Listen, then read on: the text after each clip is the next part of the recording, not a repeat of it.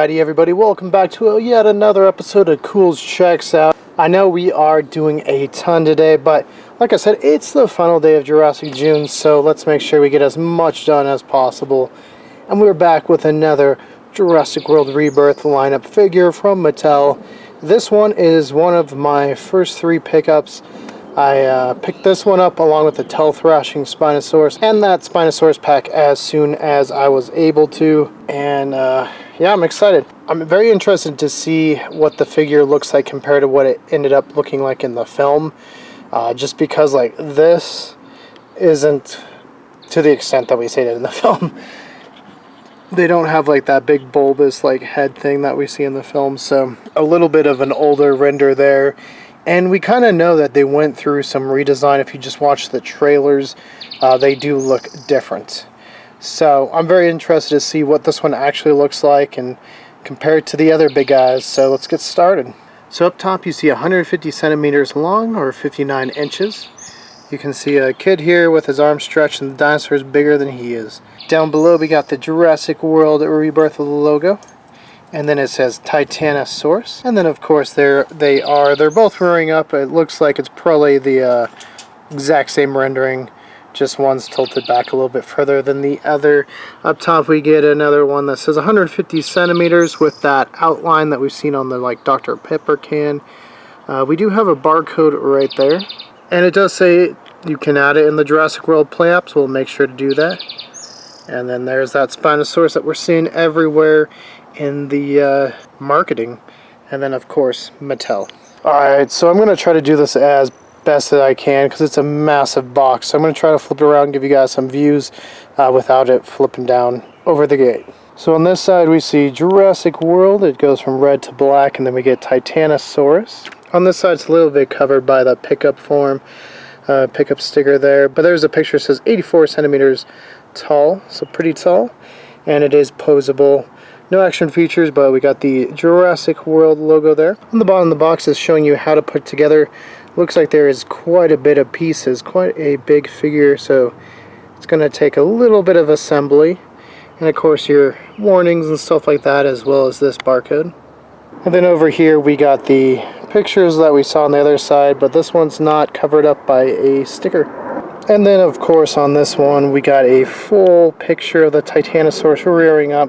Quite nice. We do see its fins on the just behind the hips onto the tail, as well as up here. And like I said, the head looks vastly different than it did in the film, so we'll see what it ends up looking like in the figure. Again, we got a little bit more on using it in the app and those same two pictures. Alright, so let's get this one out of the box and see what it looks like. Alright, wait a minute.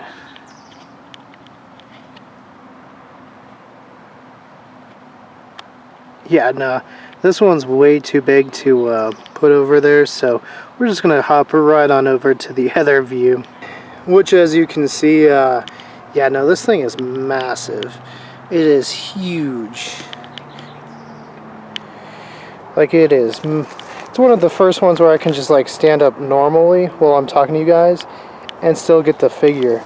It's also super long, so it's really hard to get the entire figure.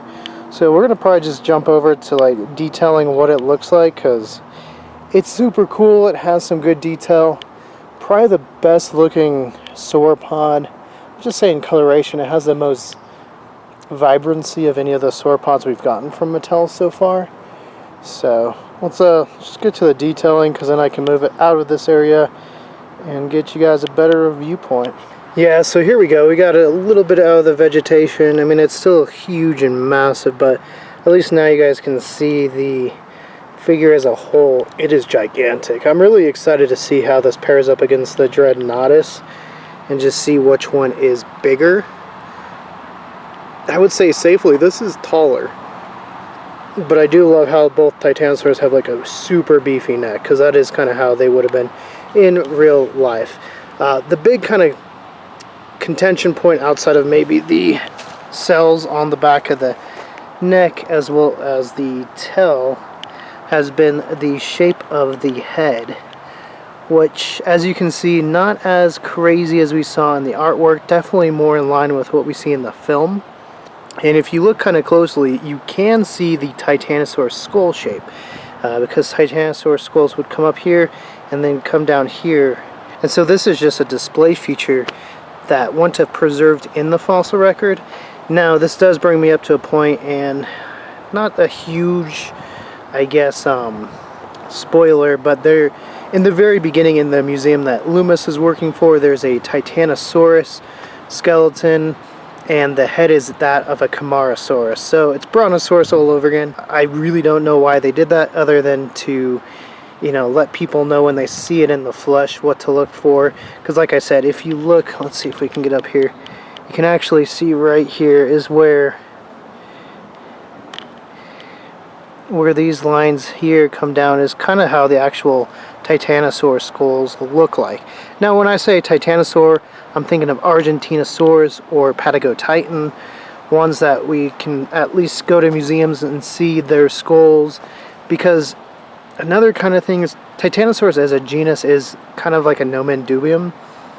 So this is definitely more of a Argentinosaur sized dinosaur rather than a Titanosaur one, because those ones are supposed to be only 40 to 60 feet long, where Argentinosaurus is the big one, over 100 feet.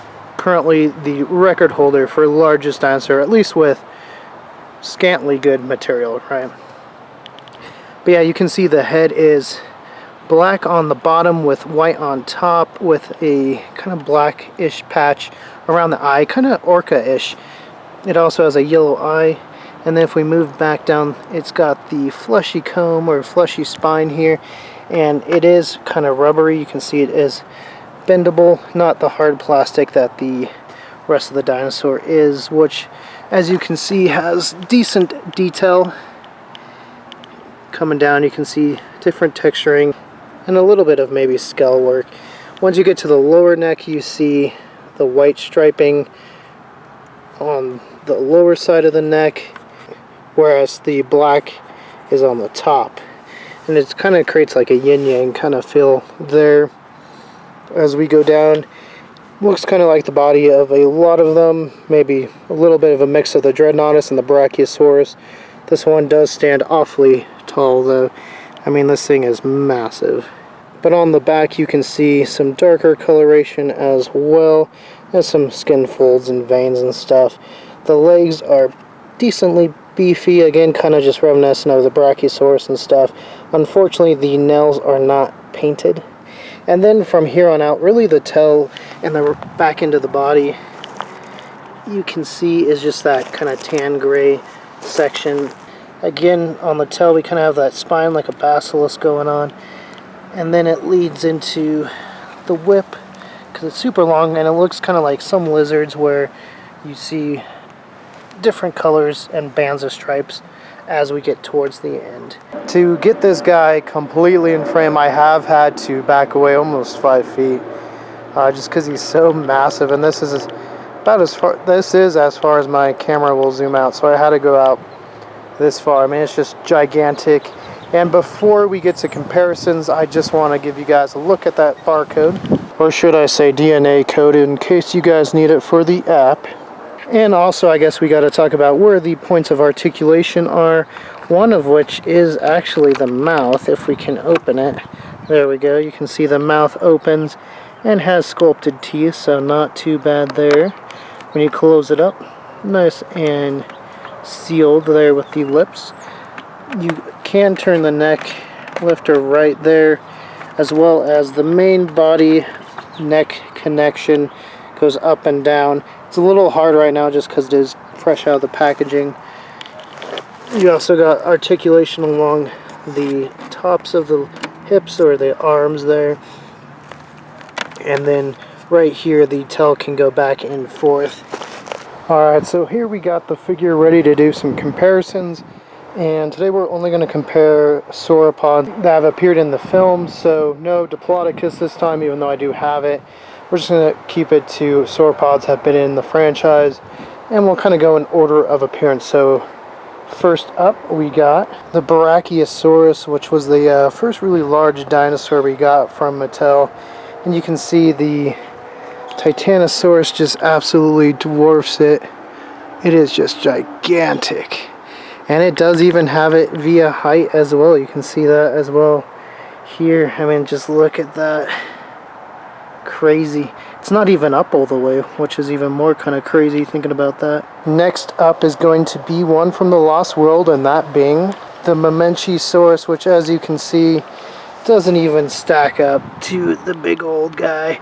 I mean, the neck sizes are completely different as well. Mamenchisaurus just super skinny, and even though Mamenchisaurs are long, the Titanosaurus has it in length again. Pretty crazy. Alright, next up is one that you guys should have seen at least in one video, our Baby Secret Lost Legend episode, but also one that makes a cameo in Rebirth. It's also kind of been the sauropod of the Jurassic World trilogy, so definitely the one we want to compare is Apatosaurus, which you can see, yeah, even the head doesn't even go up to the back, and it's nowhere near as long. Just very interesting comparison.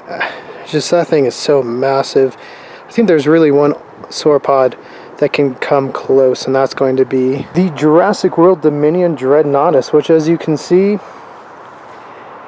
stacks up almost evenly. Maybe the Argentinosaurus is a hair longer, but yeah, I would say this is the first one that actually gives the Titanosaur a run for its money, even in the neck category, because you can see how thick the neck is here versus here. I mean, pretty close, but yeah, close battle. And I don't know, I know I said this was the most striking, I still think it is, but the Dreadnoughtus is really cool too. Look at the coloration there, and they just look really good together. And one final one, not of the Jurassic line, but a dinosaur that has appeared in the franchise, and just kind of a nostalgia comparison for me. Again, another dinosaur I'm sure you've seen, classic of the Brachiosaurus. Just, I remember how big this one was as a kid. It's just massive. It still really is. It's a big figure, just not compared to these giant Mattel ones. This one's super nostalgic for me. I remember my great-grandma having this one, and so it's very special to have. Alright, so there's our look at the Jurassic World Rebirth Titanosaurus, which is just absolutely massive. And I hope you guys have enjoyed this Jurassic June. I figured what better dinosaur to end the month off with than Titanosaurus. We'll see what we do next Jurassic June. As far as we know, no movie's coming out, so I'm sure it'll be a little bit different, but maybe like we've done in the past, we'll go back and look at some older material that has come out and talk about it, because it's always kind of fun. But until next time, guys, for more Culz Checks Out, click that link to your left. For more about us here at Culz Paranormal, click that link to your right. And don't forget to hit the like and give us a subscribe. And let us know what's been your favorite sauropod released under the Jurassic World Mattel line. Tell us in the comments below.